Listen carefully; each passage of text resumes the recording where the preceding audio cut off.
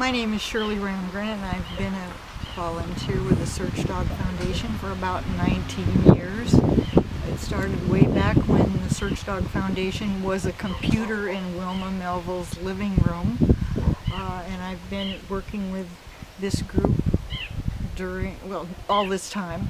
I think what I would like to say is how important it is to me to see the folks that have donated and contributed to this project, to see the joy that they feel when they see it becoming a reality.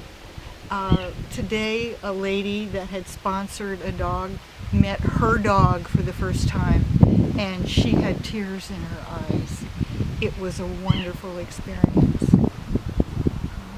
I know that this organization is so worthy that it will continue on and will be able to help so many more people in the future.